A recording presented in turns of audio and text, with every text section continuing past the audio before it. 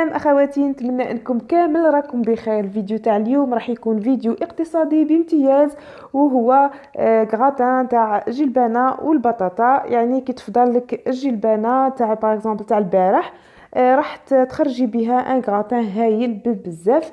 هذه هي الجلبانه اللي بقات لي من البارح، نحيتها صفيتها، نحيت لها لاصوص دو كوتي، ولاصوص راح نحتاجوها.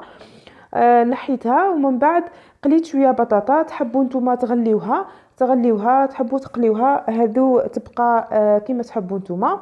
ومن بعد راح نزيد معها كميه من الجبن، يعني الكميه اللي تحبوها. هو الكراتا يعني يجي بنين، ممكن ما ديروش الجبن، هذه مسألة جد اختيارية، ما ديروهش نورمال، باسكو راح نحطوا ياغورت ناتور، والياغورت ناتور فيه لو غو هذاك كلي فرماج. دونك هذه كيما تحبوا نتوما، تحبوا ما عندكمش ما ديروش. راح نخلط هذا البطاطا والجلبانه، راح ندير شويه برك تاع ملح، ما تكتروش، لانه البطاطا مقليه مالحه والجلبانه ديجا طايبه في الملح. الفرماج تاني زدت شويه برك. راح نخلط هذا المقادير كامل مع بعضاهم، ومن بعد راح نجيب هذيك لاصوص، هي اللي راح ندير فيها البيض والمكونات الاخرى. هنا البيض على حساب يعني الجلبانه والبطاطا اللي عندك، سا ديبون.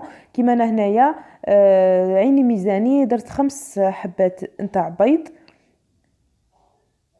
راح نضيف 2 علب تاع ياغورت ناتور.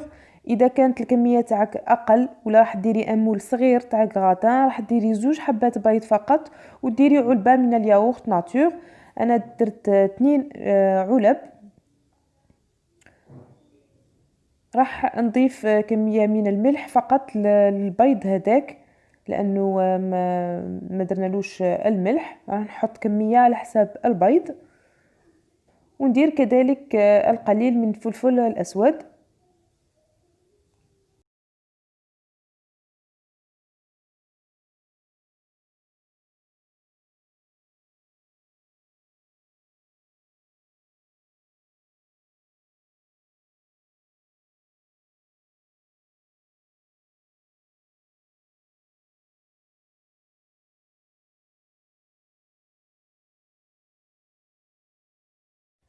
هنا انا راح ندير في المول هادو. تقدروا ديروا في المول تاع الكيك اللي درك انا تاني حطيت كميه من اللي بقات لي، حطيتها في المول على كيك. تقدروا ديروا في المول تاع الكيك ومن بعد تقلبوه وتقصوه. هذه كيما تحبوا. انا حطيت هنا في المول هادو، عمرتهم. الكغاتان هذا يجي بزاف بنين، علاه لانه الجلبانه ماشي فورناها ولا غليناها في الماء، يعني طايبه بالدجاج بالخضره، يعني حتجي يجي بزاف بنين. هنا الكميه اللي بقات لي حطيتها في المول اكيك.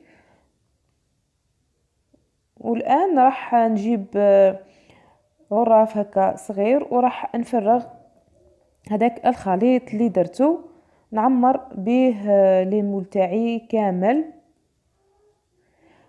الكغاتان تاني ما يجيش شايح، لانه درنا فيه لاصوص هذيك تاع الجلبانه.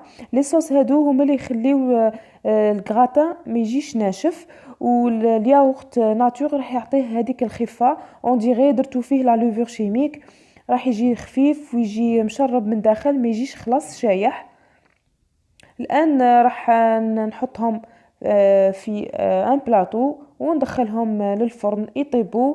كي نشوفهم تحمروا على لي كوتي نشعل لهم من الفوق. هنا ما لازمش تحطي لهم فخوماج غابي من الفوق ولا حاجه، راح يتحمروا، لانه الياغورت ناتور راح يعمل العمل تاع الفرماج في الذوق ولا في التحمار.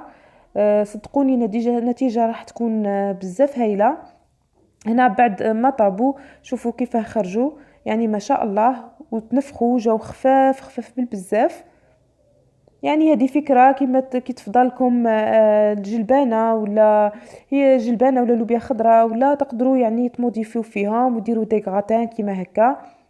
نتمنى انه الفكره هذه نالت اعجابكم. دوك تشوفوه من داخل كيفاش راح نحي منه شويه، مازال سخون، لكن حبيت نقص لكم باش تشوفوا. شوفوا يعني كي ندخل المغرف خفيف خلاص، ويجي راوي هكا، ما يجيش ناشف اطلاقا.